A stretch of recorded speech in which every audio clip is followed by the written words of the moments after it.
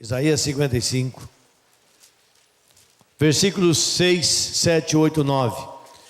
Abra sua Bíblia, Isaías capítulo 55, Isaías 55, versículos 6, 7, 8 e 9. Isaías 55, 6, 7, 8 e 9. Isaías 55, versículo 6. Buscai o Senhor enquanto se pode achar, invocai-o enquanto está perto. Deixe o perverso o seu caminho, o iníquo os seus pensamentos. Converta-se ao Senhor, que se compadecerá dele, e volte-se para o nosso Deus, porque Ele é rico em perdoar. Porque os meus pensamentos não são os vossos pensamentos, nem os vossos caminhos, os meus caminhos. Porque assim como os céus são mais altos do que a terra, assim são os meus caminhos mais altos do que os vossos caminhos, e os meus pensamentos mais altos do que os vossos pensamentos. Espírito Santo, que está diante de nós, a tua palavra. Fala agora, Espírito, de maneira clara. Fala, Espírito Santo, de maneira poderosa. Fala, Espírito Santo, de maneira contundente ao nosso coração. Comunica a tua verdade, comunica a tua vontade, comunica o teu poder no nosso coração, Espírito Santo de Deus. Quebra toda indiferença, quebra toda frieza, tudo aquilo que impede a nossa comunhão. Traga, Pai, a nossa mente na tua palavra e inspira-nos a viver segundo a tua vontade. Fala conosco, Pai, não só conosco que estamos aqui, com todos aqueles que estão nos ouvindo, assistindo pela internet e pela televisão. E ministra sobre nós o teu poder, Pai Santo, que é grande, maravilhoso. E é no nome de quem oramos. E que as palavras dos meus lábios, o meditar do meu coração, sejam agradáveis na tua presença. Deus meu, rocha minha, redentor meu. Amém e amém. Eu quero hoje à noite falar sobre um tema que eu estou muito apaixonado. Quero falar, irmãos, sobre avivamento. Quero falar sobre as condições para um verdadeiro avivamento na nossa vida. Quais são as condições para que cada um de nós aqui experimente o verdadeiro avivamento? E para falar sobre as condições, nós temos que lembrar quais são. A primeira é buscar o Senhor sem reservas. Se eu quero experimentar o avivamento, eu tenho que buscar o Senhor sem reservas. Não há área na minha vida, não há nada na minha vida que Ele não possa fazer parte, mexer, mudar, transformar, fazer o que Ele quiser na minha vida. Não pode ter reservas. Porque muitas vezes, irmãos, nós queremos dar apenas uma parte nossa para Jesus, outra parte quer guardar para a gente mesmo. Tem gente que é assim. Não dá tudo, não deixa Ele mexer em tudo na nossa vida, não pode. Segundo passo, segunda condição para um verdadeiro avivamento é abandonar os nossos pensamentos e os nossos caminhos iníquos. Porque o texto é muito claro, olha o que diz o texto aqui: deixa o perverso seu caminho e o iníquo os seus pensamentos. Então nós temos, irmãos, pensamentos iníquos, caminhos perversos. Então nós temos que abandonar os nossos caminhos perversos e os nossos pensamentos iníquos. Em terceiro lugar, irmãos, terceira condição: nos render incondicionalmente a Deus. Diga assim: me render incondicionalmente a Deus. Bom, irmãos e irmãs, se nós entendemos esse princípio, se nós aplicarmos esses princípios na nossa vida, nós vamos experimentar o verdadeiro avivamento na nossa vida, na nossa casa, na nossa célula e aqui na igreja, e vamos contagiar Londrina. Você crê nisso? Diga amém. Então vamos entender, meus irmãos, o que esse texto quer dizer. Presta atenção.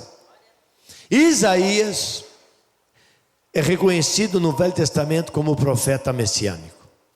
De todos os profetas do Velho Testamento, porque no passado Deus falava através dos profetas, Isaías, ele é reconhecido como profeta messiânico. Por quê?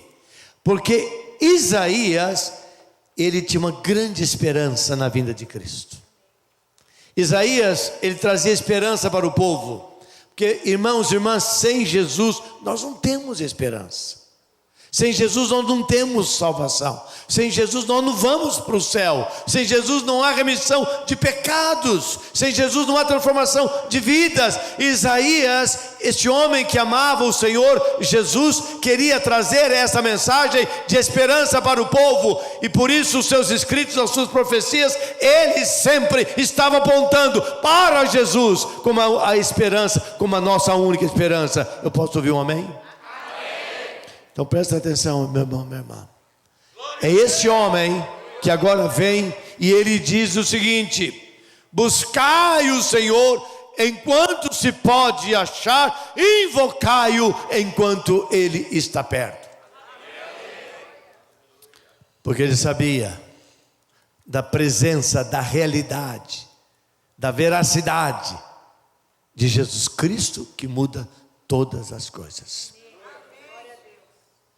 Não há, irmãos, nenhum profeta que ocupou-se mais detalhadamente, com detalhes, com a obra redentora de Cristo, presta atenção, do que Isaías. Quando ele falava do servo sofredor, vem aquele que mudará a nossa história, aquele que cuidará de nós, aquele que nos dará aquilo que nós nunca tivemos. E é por isso que os capítulos 49 de Isaías até 57 são todos capítulos messiânicos, isto é, capítulos que tratam da vida, da vinda, do ministério, da restauração do Senhor Jesus Cristo. E agora ele escreve para o povo de Israel, dizendo: buscai o Senhor. Ele está falando desse encontro nosso com o Senhor, com Deus, com Jesus Cristo. Ele tem que ser realidade da nossa vida, ele precisa fazer parte da nossa vida. Buscai enquanto ele está perto, que um dia você não vai mais encontrá-lo. Invoca-o, buscar o Senhor enquanto se pode achar, invoca-o enquanto ele está perto. Irmãos, o avivamento é viver essa vida intensa com o Espírito Santo. Eu tenho estudado um pouco sobre avivamentos que Deus derramou sobre várias nações no mundo. O Brasil nunca experimentou um avivamento.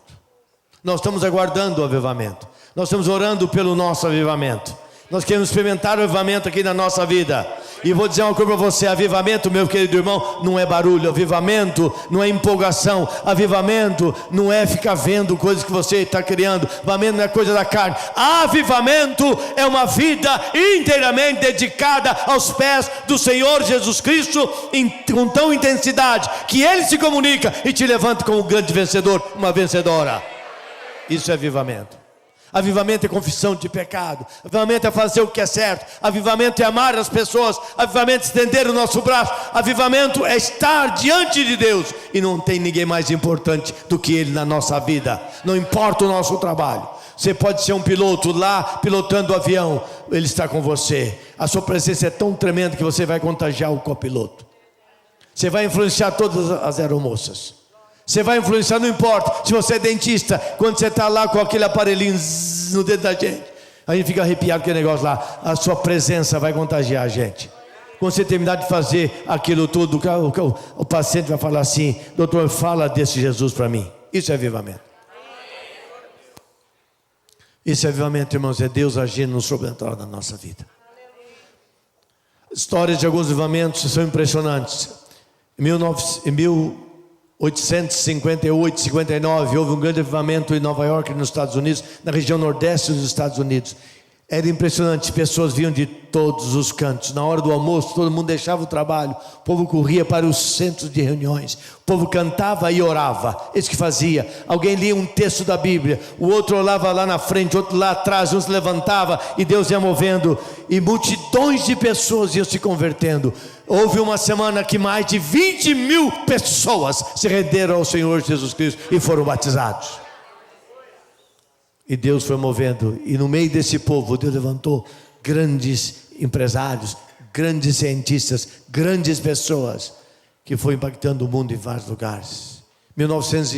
Em 1905, grande avivamento também nos Estados Unidos. O país de Gales passou por um grande avivamento. Todos os bares, boates, motéis, casa de sexo, tudo aquilo que acaba com o ser humano, que apenas satisfaz a carne, foi acabando, fechando, faliram todo mundo. A cadeia, na verdade o delegado não tinha nada que fazer, ficou vazia, não tinha gente para prender, todo mundo teve um rumo novo na vida, e houve um momento de grande transformação naquele país. Irmãos, isso é avivamento. Você quer experimentar isso? Diga amém.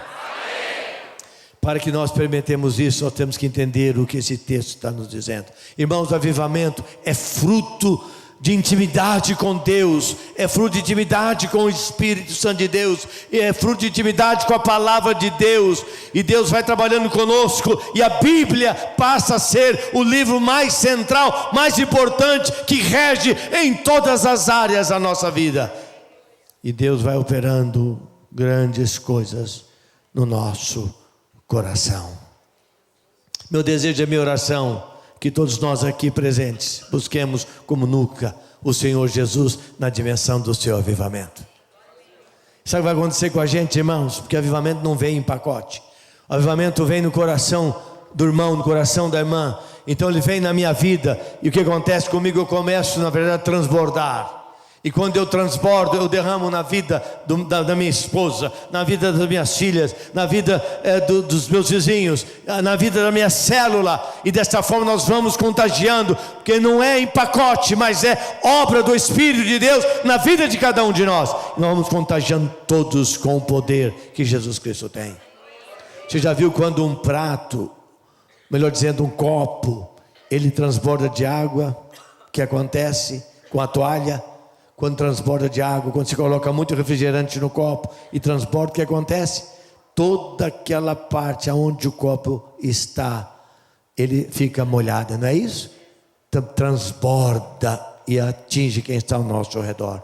Deus quer fazer isso conosco. Eu vou dizer uma coisa para você, meu irmão, minha irmã. Deus já começou essa obra aqui no nosso meio. Ele quer fazer isso com cada um de nós. Aqueles que não têm certeza da salvação precisam buscar o Senhor Jesus de maneira decisiva nas suas vidas, porque o avivamento só vem na vida daquele que tem Jesus. E Paulo, ele mostra o quão a Bíblia é maravilhosa e perfeita, porque ele fala sobre a vontade, o desejo do Senhor Jesus, e ele escreve em Romanos 10, 13, ele diz o seguinte: todo aquele que invocar o nome do Senhor, esse será salvo, porque Jesus não rejeita ninguém. Mas tem que querer, tem que invocar, tem que pedir: Pai, eu me rendo na tua presença. Pai, eu quero experimentar o teu sobrenatural na minha vida. Eu quero ser um filho do Senhor com intimidade. Porque não basta ser filho, meu irmão, minha irmã. Há muitos pais que não sabem o que passam com seus filhos. Há muitos pais que não conhecem os seus filhos. Pensa que porque é pai, então ele sabe o que vai lá no interior, no coração do seu filho. Não basta ser pai. Tem que ser pai com intimidade com os seus filhos, que sejam perto dos seus filhos, que estão abrindo os seus corações com os seus filhos, que está conhecendo o coração dos seus filhos. Seus filhos podem abrir os seus corações, as suas frustrações, os seus sonhos, os seus desejos para esses pais. Então esses pais vão conhecer quem são esses filhos. E nós, como filhos de Deus, precisamos crescer em comunhão com o nosso Pai. O Espírito de Deus, irmãos, quer fazer isso na nossa vida. Esse é um tempo novo na nossa vida. Sabe por quê? Porque Ele tem prometido que nós seremos pais e mães de multidões. Você podia ter dado um amém bem melhor de agora, hein? Olha que coisa maravilhosa. Estão pensando em quantas vidas seriam alcançadas e serão alcançadas na cidade de Londrina, ao seu redor. E quando eu disse que Deus tem prometido que nós seremos pais e mães de multidões. Amém. E nós cremos nisso. Então, diante da palavra dessa noite, irmãos e irmãs, quais são as condições para o avivamento? Então, em primeiro lugar, veja o versículo 6. Está aí na sua Bíblia? O que diz o versículo 6? Buscar a Deus sem reservas. Veja só, Isaías, como profeta messiânico, ele apresenta a salvação através da graça do Senhor Jesus. Que graça é essa? Graça abundante do Senhor Jesus. E ele então começa dizendo assim: buscai ao Senhor enquanto se pode achar, invocai-o enquanto está perto. Irmãos, até parece que o Senhor está por aí, que a gente tem que sair à procura, caçando aonde Ele está. Mas não é isso que o texto está dizendo. Na verdade, quem é alcançado somos nós. Porque por natureza humana, nós não damos muita importância para Deus. Deus não é prioridade na nossa vida. Se você começar a pensar bem a sua vida, as coisas da sua vida, a realidade da sua vida, você vai perceber que você já negociou muitas coisas que você não podia ter negociado. E você continua negociando, por quê? Porque Deus não é prioridade na sua vida. Ele é quem nos procura, Ele quem nos alcança. Porque se depender de nós nunca vamos atrás de Deus. Nós estamos atrás de nós mesmos. Nós estamos atrás dos nossos desejos. Nós estamos atrás daquilo que nós gostamos. Nós estamos atrás daquilo que os nossos olhos gostam. Nós estamos atrás daquilo que apaixona o nosso coração. Nós estamos atrás dos nossos próprios prazeres. E não estamos atrás das coisas que trazem prazer a Deus.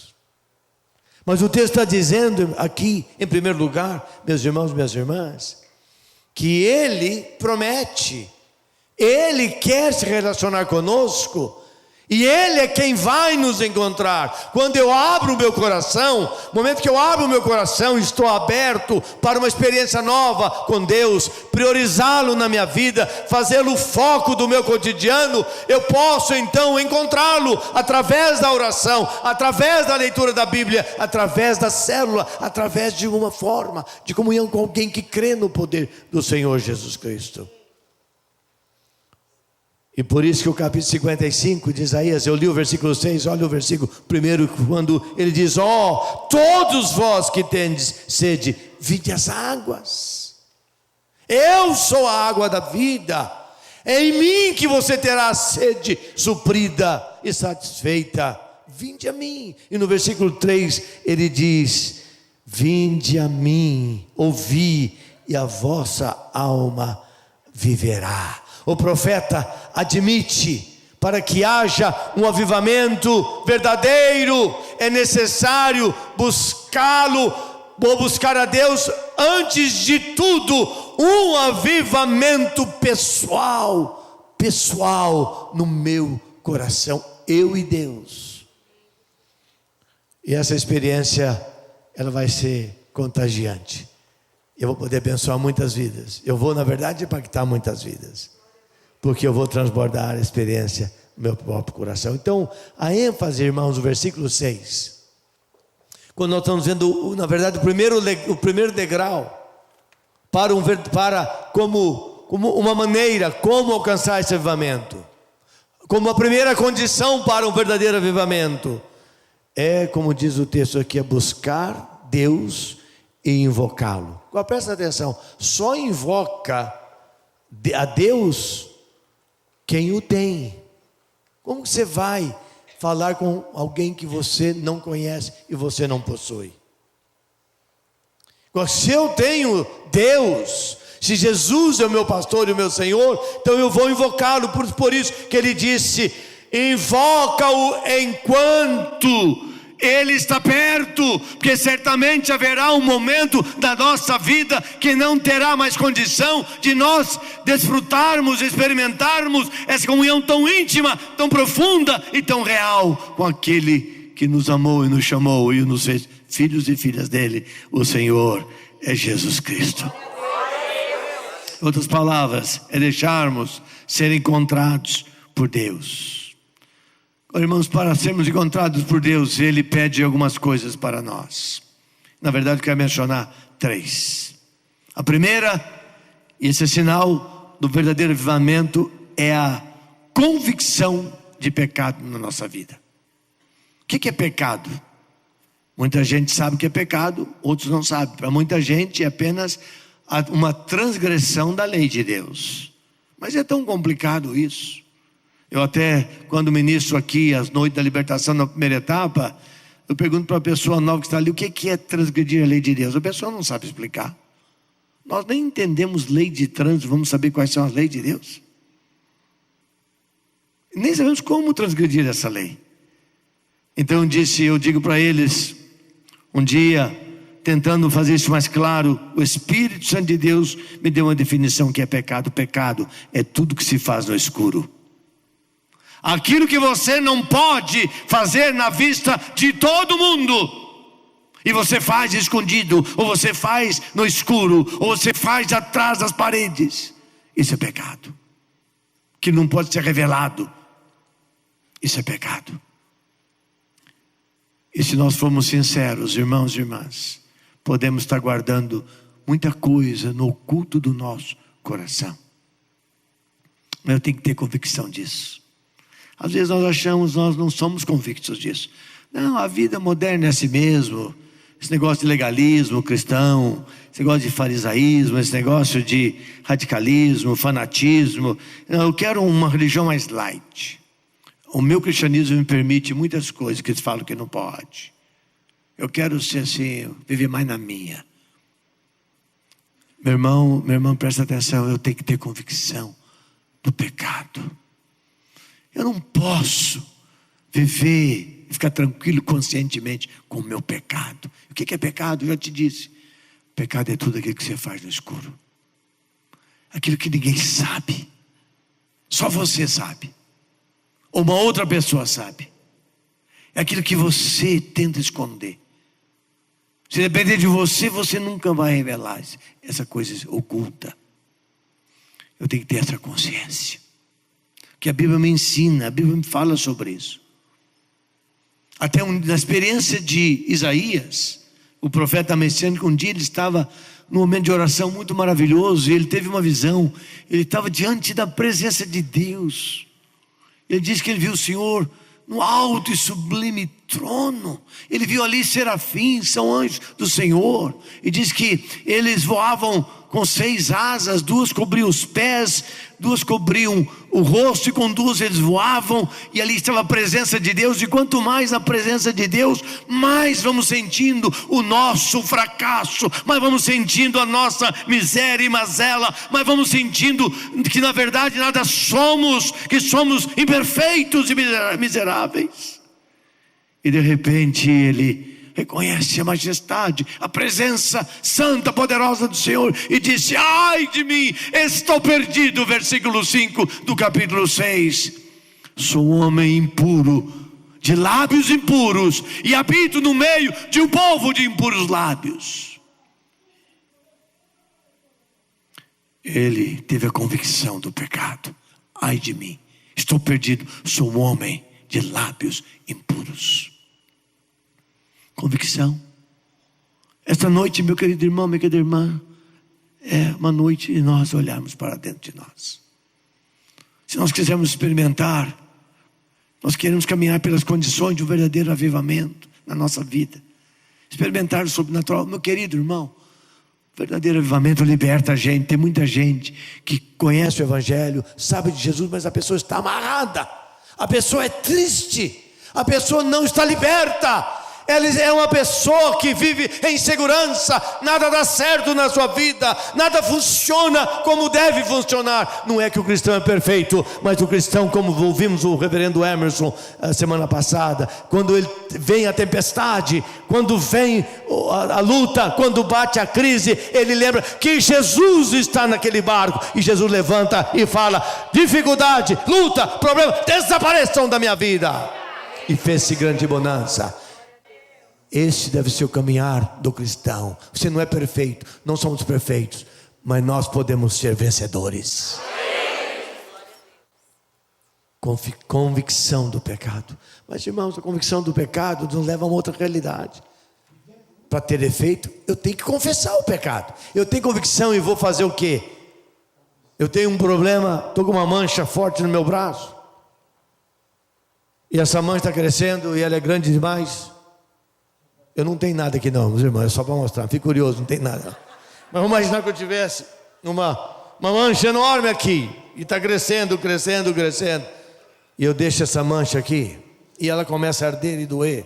Aí eu passo um olhinho aqui, passo uma pomadinha que tem na minha casa, vou olhar lá, está até vencida, mas eu passo com o negócio aqui. Eu vou deixando, não tem tempo, não ligo para aquilo, não, isso não é nada, mas está ardendo, etc. Eu coloco uma camisa, e a camisa vai cobrir aquela mancha, ninguém vai perceber que eu tenho mancha, etc. E vou largando ali. O que pode virar? Pode virar uma enfermidade fatal, pode virar um câncer de pele, um tumor, um câncer dominar o meu corpo, e quando eu for atrás disso, é tarde demais. Mas quando eu tenho convicção, eu tenho que agora falar, está doendo, eu vou correr para o médico. Vou pedir ajuda, vou ver o que é isso. Vou ver o que está acontecendo no meu braço. Confissão é quando eu tomo esse segundo passo. Eu tenho convicção, mas agora eu preciso confessar. Isso não pode ficar mais na minha vida. Não pode ser parte mais da minha vida. Não pode. Porque o próprio profeta Isaías, capítulo 59, versículos 1 e 2 diz: eis que a mão de Deus não está encolhida para que não possa abençoar, nem surdo o seu ouvido para que não possa ouvir, mas as vossas iniquidades fazem separação entre vós e o vosso Deus, e os vossos pecados encobrem o rosto do Senhor sobre vós. Você percebeu como o pecado afasta o homem de Deus? Então eu tenho que confessar. Eu tenho que tirar isso da minha vida e colocar nas mãos dele, esquecer, porque ele me perdoa. Quando Cristo foi na cruz, ele foi para eliminar aquelas coisas que vieram na minha vida, ficaram na minha vida por um tempo, mas eu não quero mais aquilo na minha vida. E diz lá o profeta menor que ele lança os nossos pecados nas profundezas dos mares e nunca mais se lembrará deles. Aleluia. Então isso é confissão, irmãos. Então qual é o primeiro degrau? O degrau primeiro é ter a convicção, ter a consciência lá dentro do meu coração. Em segundo lugar, o que eu preciso de ter? Eu preciso de ter a confissão. Em terceiro lugar, eu preciso de ter agora rendição, consagração. Então agora eu reconheci, confessei, agora eu me rendo ao Senhor. Senhor Jesus, não quero mais passar nem perto disso. Não quero mais deixar que isso ocupe minha mente, o meu coração, o meu corpo. Eu não sei qual é o problema. Não mais perto de mim. Eu me rendo inteiramente a Ti para que o Senhor faça uma nova no meu coração. E vou na presença de Deus e oro, como orou o apóstolo Paulo em Romanos capítulo 12, versículo 2. Rogo, pois, irmãos, pelas misericórdias de Deus, que apresenteis os vossos corpos em sacrifício vivo e agradável a Deus, que é o vosso culto racional. Irmãos, é de culto de entendimento. Pai, eu quero uma mudança. Eu entendo isso. Eu preciso disso.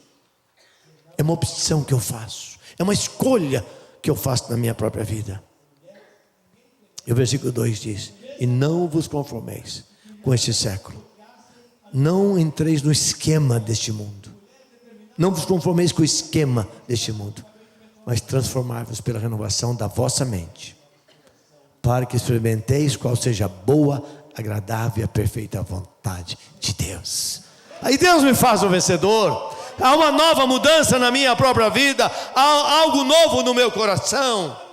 Porque agora eu vivo em rendição e consagração, que eu entendi pela sua palavra, que em Jesus Cristo eu sou mais do que vencedor. Aleluia. Louvado seja Deus.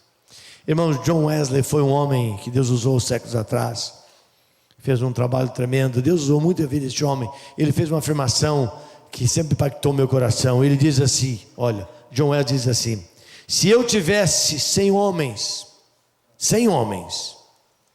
que a ninguém temessem, senão a Deus. Olha, 100 homens ou mulheres que ninguém temessem, só temessem a Deus, e que nada odiassem a não ser o pecado. Isto é, homens e mulheres determinados a viver uma vida em santidade, como eu acabei de mencionar agora, e que tivessem a disposição de nada saber nas suas vidas, a não ser acerca de Jesus Cristo, o Todo-Poderoso. Eu iria, na verdade, incendiar o mundo com a transformação do Evangelho do Senhor. Ele diz: eu poria fogo no mundo. Você quer dizer, diga amém. Apenas 100 homens, apenas 100 pessoas, homens e mulheres, que amam Jesus, que odeiam o pecado, que não temem ninguém, mas são submissos unicamente ao Senhor Jesus Cristo. Irmãos, isto é a primeira escada no caminho do avivamento. Buscar a Deus sem reservas. Será que nós queremos isto? Será que nós queremos isso, meus irmãos, minhas irmãs? Mais uma segunda verdade. Versículo 7 fala que precisamos abandonar os caminhos e pensamentos iníquos e perversos do nosso coração. Olha o versículo 7. Deixe o perverso o seu caminho, o iníquo os seus pensamentos. Veja só o que Deus está dizendo. Tem que buscar a Deus, mas para isso eu tenho que mudar de vida. Eu tenho que abandonar aquilo que não agrada a Deus.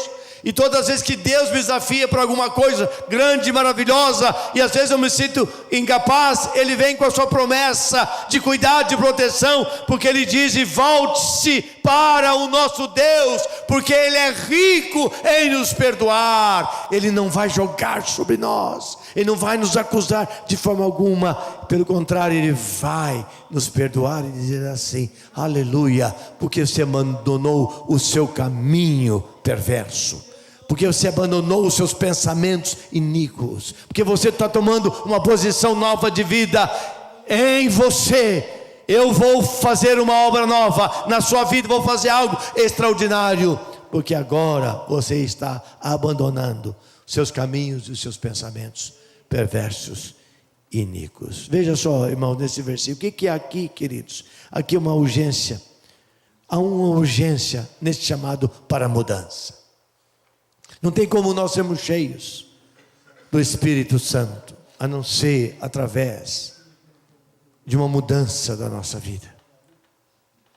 E nós temos aprendido, Billy Graham, um grande pregador americano, na Bíblia já nos ensina isso, nós cremos nisso, que uma vez o Espírito Santo em nós nos convertemos ao Senhor Jesus. Quando me rendo a Jesus, eu sou batizado pelo Espírito Santo, eu recebo o Espírito Santo. Sem o Espírito Santo eu não quero Deus, sem o Espírito Santo eu não consigo viver com Deus. Se o Espírito Santo não tocar em mim, eu não me rendo a Ele, porque Paulo disse em Efésios 1,14 que o Espírito Santo Ele é o penhor, Ele é o selo, Ele é o testemunho da nossa salvação.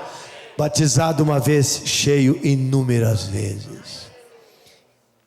O que tem acontecido é que muitas vezes, irmãos, o Espírito Santo esteve conosco só no dia que Ele nos batizou, quando nós rendemos a Jesus, e nunca mais nós pedimos para Ele nos encher. Mas eu tenho que pedir todo dia: Espírito Santo, unge a minha vida, transborda o meu cálice. Enche-me com o teu poder, Espírito Santo. Toma conta da minha vida, Espírito Santo. Por isso que Paulo escreve em Efésios 5,18: não vos embriagueis com vinho, onde há dissolução, mas enchei-vos do Espírito Santo. E esse verbo no grego está na voz passiva. Se deixe ser cheio. Ele quer encher você, Ele quer transbordar você. Apenas permite que Ele faça isso na sua vida. Quando você deixa os seus caminhos perversos e os seus pensamentos iníquos, que Ele não enche vaso sujo. Ele não enche vaso sujo. Eu era um pastor novo, a Wanda se lembra disso. Lá em São Paulo tinha um irmão já quase aposentado, um homem que orava muito. E eu e alguns pastores, nós íamos lá para orar com ele. A gente gostava de orar com ele. Quantas vezes nós estávamos na casa dele, na sala, orando, nós estávamos ajoelhados, lá nós estávamos orando: Pai, vem sobre nós, ministra o poder sobre a nossa vida, transforma o nosso coração, Senhor amado. Perdoa os nossos pecados, a nossa frieza, a nossa indiferença, Senhor, nosso legalismo. E ele falava: vira o copo, vira o copo, vira o copo, vira o copo. Um dia eu abri assim: cadê esse copo? Como que vira esse copo? Depois eu perguntei: o que é isso? Ele está dizendo: vira o copo do seu coração. Deixa sair tudo, saia tudo de dentro de você, para que eu encha o seu vaso e o seu coração.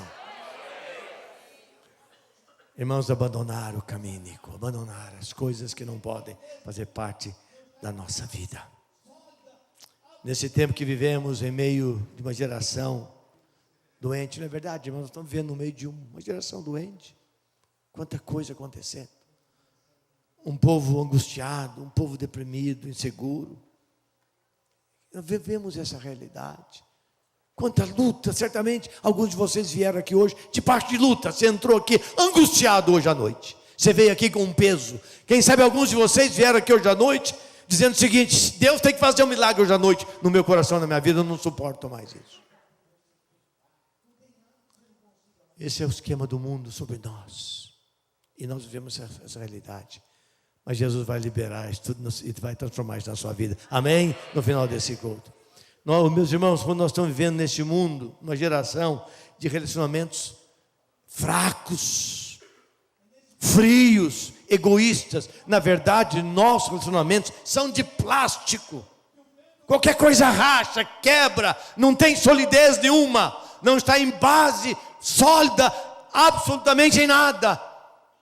E nós vemos uma vida assim, relacionamentos frágeis, egoístas.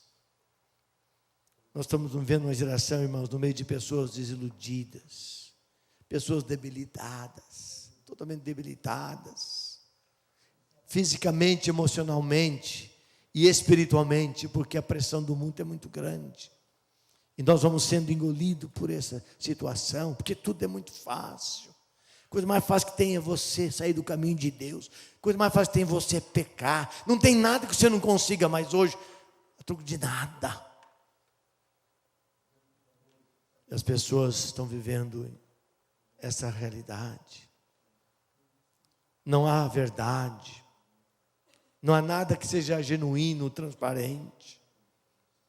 É nesse contexto, desse quadro, que o vento do fogo do céu, que o vento do Espírito Santo de Deus precisa soprar sobre nós e sobre a sua igreja. Posso ouvir um amém? Amém. É no meio dessa geração. E o Espírito Santo quer operar coisas grandes na nossa vida, meus irmãos, minhas irmãs. Quando eu estiver disposto a abandonar.